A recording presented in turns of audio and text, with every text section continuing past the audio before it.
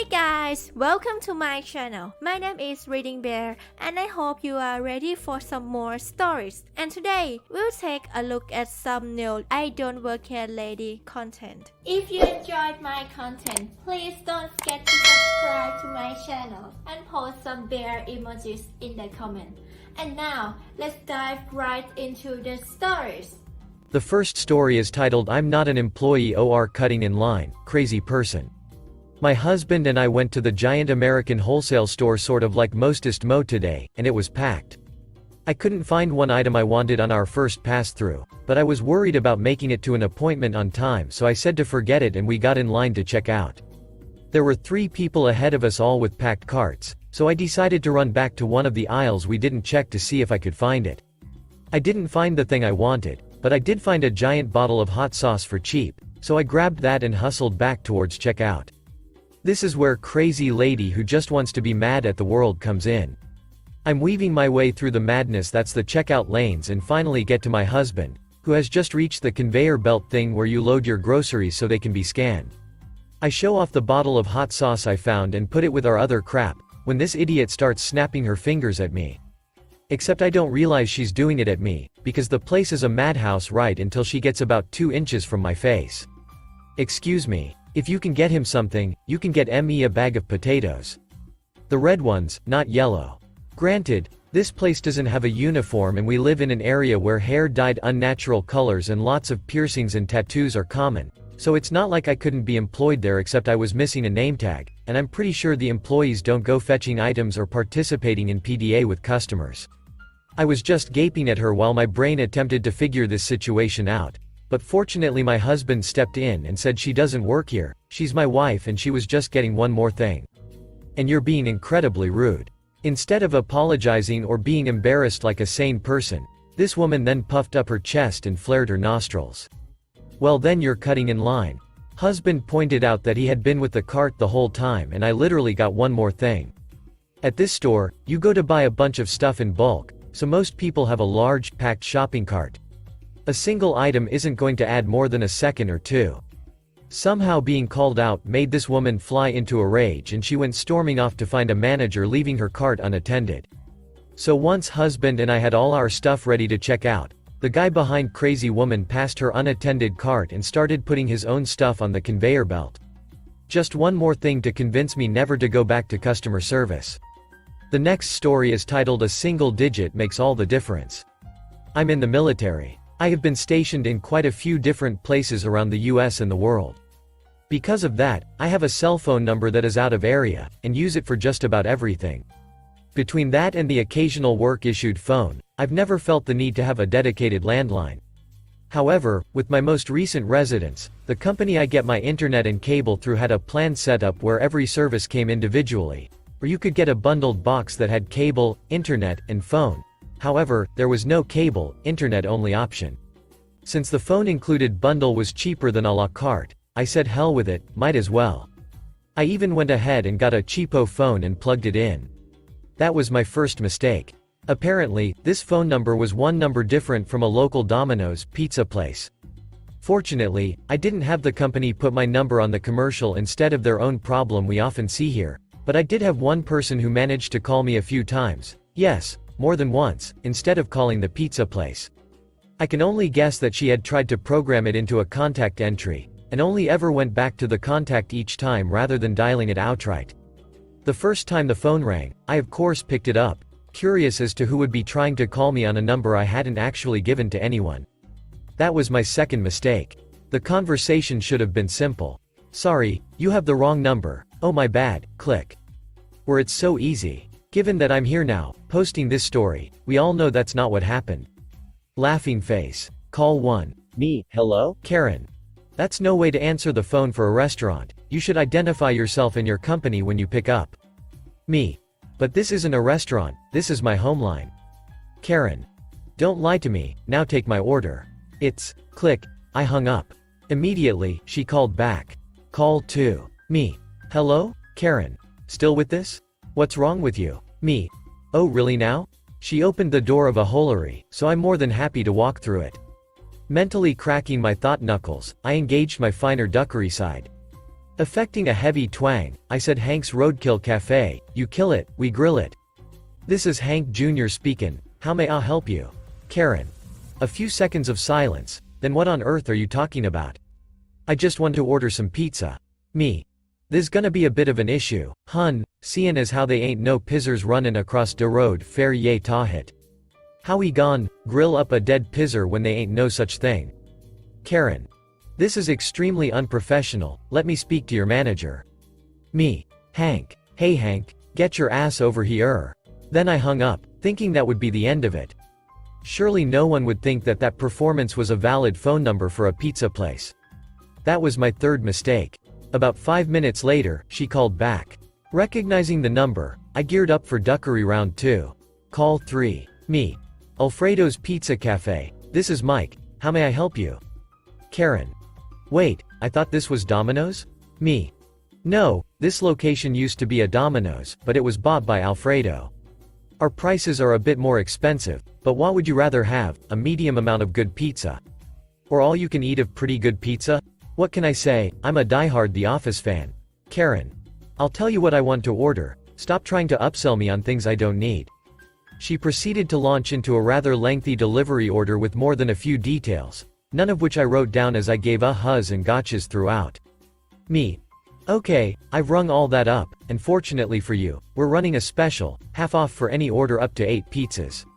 The total comes out to $63.50. Karen. What? That's so much more expensive than Domino's would charge.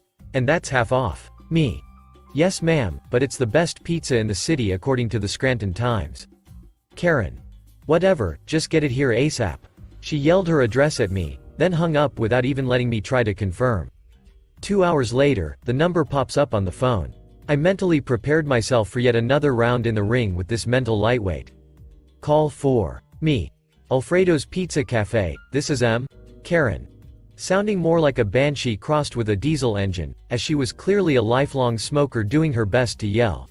Where is my PIZZAAAAA? Me. Oh, dear, I'm sorry, our delivery driver wasn't able to make it out to you. While he was out on the run delivering an order at another address, he was held hostage by a strange group of people in a small business park who were having an after-hours office party. By the time he was let out and got back to his car, your pizza was cold and he was terribly traumatized, so we gave him the rest of the night off. Also, this was never a restaurant number, like I said from the very start. Karen. What do you mean this isn't a restaurant? You said you were and took my order. Me. Yeah, about that. I lied. I cackled with fake maniacal laughter, which only served to enrage her more. Karen. Incomprehensible nonsense punctuated by the word manager at least a couple times. Me. Lady, listen, this isn't a pizza place, it's a home number, and I'm done with you. I hung up, and disconnected the phone from the box. The cable system would pop up a notice anytime someone called the line if you were watching TV with the number that was calling, and I got at least a dozen more calls from her that night, plus 2 more the following night. After that, it stopped. Fast forward 2 weeks. My wife and I were in the mood for some pizza, so I suggested picking up from that Domino's. In the intervening weeks, I had done some searching online and found the Domino's with the 1 number difference that was the partial cause of that fun-filled evening, and it seemed like as good a candidate as any to get our dinner for the night. I called the order in as I left work, and stopped by to pick it up on my way home. As I was at the register waiting for it to finish in the oven, I recounted the story of what had happened to the cashier. She was floored, the look on her face was priceless. She explained to me that Karen had come into their location like a bat out of hell, looking to cause all sorts of crap, thinking they were the ones who had done this to her. She refused to listen to anyone explain that they had no idea what she was talking about, not even the manager, and eventually had to be removed from the location by cops and was served with a trespass order. Fortunately, I have not received any subsequent calls from Karen. All told, it was well worth the time I spent on the phone with her. The next story is entitled Idiot Neighbors Steal Part of Our Backyard and Front Yard. My family has lived in a gated community for over years. Heck, we've been here since the place was still nothing but open fields and forests and barely anybody living up in the area we live in. Because of that, our backyard, and some of the front yard of our house is huge, especially once Mom started planted trees and other plants, So out backyard almost looks like a small jungle now compared to how it used to look like when we first moved here, with a hill going up and down the backyard. Over the years 2 houses were built on both sides of the backyard on one large hill. On the left side of the hill going down, we have no problems with the family whose own backyard faces off with our on the lower end of our backyard, but the people on the upper side cause us problems, and their property's backyard is separated from ours by a large fence enclosure, and a now unused horse trail that goes between our 2 backyards. That's basically the property line down there. I think the first family who had moved into the house that's higher up the hill on the right side of our property had basically turned their measly little backyard into a large driveway that takes up their entire property with little room for plants and stuff up there. My parents and the family even had a property assessment done of the backyards to find out where their backyard begins, ends with all the concrete set down, and where our backyard begins, ends. And even the accessor said that the neighbor backyard was basically all used up because of what they had done, and everything past it officially belonged to us, and gave us documentation to confirm it. When the old family finally moved out, the new family moved in, and they have been a nightmare since then about the backyard. There have been complaints from them about how our trees and stuff are blocking their view, and even tried having them cut down without our permission, claiming the trees were on their property's backyard, despite us showing proof that thanks to their home's former owners they legally no longer had a backyard to speak of, that gave them the right to touch our trees for any reason. Over the years before the new owners had moved in, we had let the trees grow tall to block us from seeing the neighbor's house when we go out in the backyard, because the outside of the neighbor's house was always cluttered with junk and stuff that made it unsightly, and we didn't want any guests we had over seeing it if they walked out in the backyard. We've been fighting with the new neighbors for years over who owns what in the backyard, and successfully stopping all attempts they made to cut our trees, though they've tried multiple times. Every once in a while we can hear the sound of buzzsaws echoing up on the hill as they have gardeners cut what few trees they actually own on the property, and sometimes we go up there to make sure the workers aren't, accidentally, cutting our trees. Then a few months ago I happened to be walking out in the backyard and happened to glance up the small hill that separates our 2 houses, and find the beginnings of a fence being built halfway down the hill, that doesn't just stop in the backyard but spreads into the front yard up to the streets, and was now blocking access to some of our trees that were on that part of the hill. I told my parents about my find, and they were both pissed, since the neighbors never told them what they were plotting and had done it without our permission, since the area the new fence is on is legally ours. We complained to the people in charge of the community and tried to confront the neighbors, but they refused to talk. The next story is titled "No, I'm Really Not a Nurse." I promise. While I was a massage student, my school uniform consisted of light blue scrubs with the school's logo printed on the chest, the same ones that most doctors or nurses wear. I also was unfortunate enough to have to take the bus for a good chunk of a semester. One day as I was riding home after a draining day of finals, this large example of humanity stroll onto the bus, zeroes in on me and beelines to sit next to me, on an otherwise empty bus. Normally not an issue. I figure maybe this guy has something going on where he's missing some social cues. I can tell by his odor that bathing isn't a priority or concern. Good God, that smell still haunts me. I just turn my music up a bit and move to another seat. The guy moves to sit next to me again. This time he's got me blocked next to a window, so there's no escape. I console myself with the fact that it's only another 2 miles till my stop. The guy starts talking to me. I turn up the music another tiny bit. I'm trying my best to ignore the smells and sounds coming from next to me, but it's all a bit much. The guy notices I'm not paying any attention to him and taps me on the shoulder. I pull out an earbud and acknowledge him, and that's where my IDWHL starts. Smelly Guy: hey, it's against the law to ignore patients. Me: I'm not a doctor. Smelly Guy: yes you are, you're in uniform. Me: no, this is my school uniform and I'm not a doctor. Smelly Guy: oh, you're a nurse then. Me: no, I'm not a doctor or a nurse. I'm just a person in a uniform going home. Have a nice day. Smelly Guy: you need to check my sores. I know you're a doctor and you can't ignore patients. Me: no. At this point the guy lifts his shirt to expose what I can only guess are sores, infections in his mammoth fat rolls. The smells of body odor and infection are now strong enough that I'm about to toss my cookies. Smelly Guy: what's wrong with me? They itch and hurt. Me: for the love of God. Yes. You need to see someone about that. Smelly Guy: see? You are a doctor. I knew it. I'm telling your boss you were mean to a patient. Me: no. Does this look like a clinic? Did you have an appointment? No. Now get the duck away from me, you weirdo. Smelly guy, don't be a idiot, this is your job.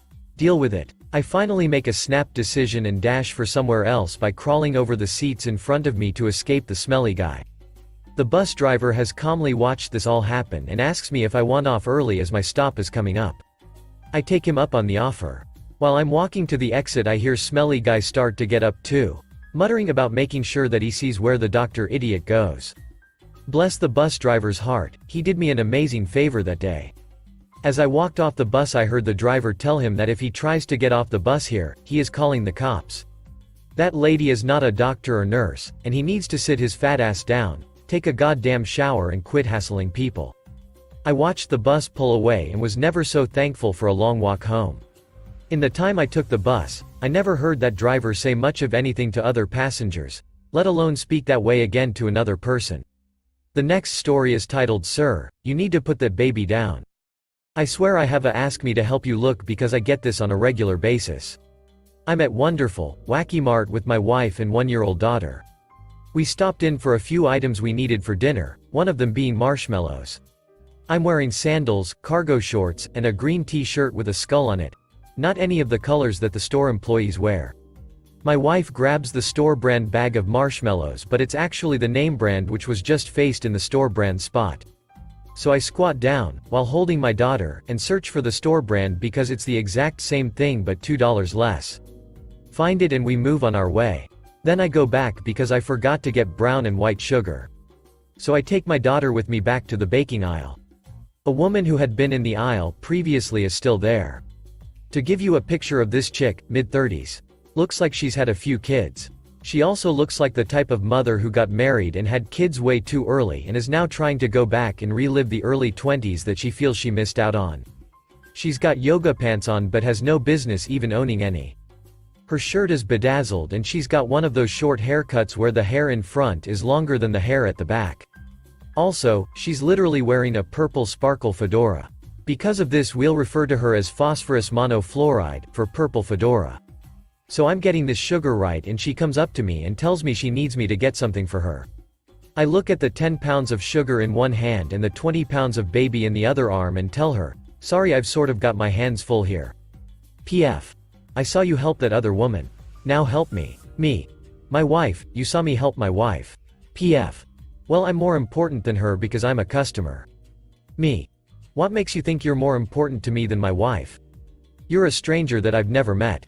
PF. Because I am a customer. Me. So am IPF. No, you work here. Now put that baby down and help me. And then I just walked away to very unmotivated threats about managers and being fired and calling corporate. Fast forward to the self-checkout and she is in line behind us. We go to the next available register and I hear her asking the guy in charge of the self-checkout, does that man with the baby work here? To which the guy wearing the khaki pants, blue polo, and yellow store vest says, no. Why would you think he works here? He's wearing shorts and a skull t-shirt. She turned visibly red, and my wife and I laughed hysterically for the remainder of our time checking out. If you enjoyed the video, please subscribe to the channel and post some bear emojis in the comments.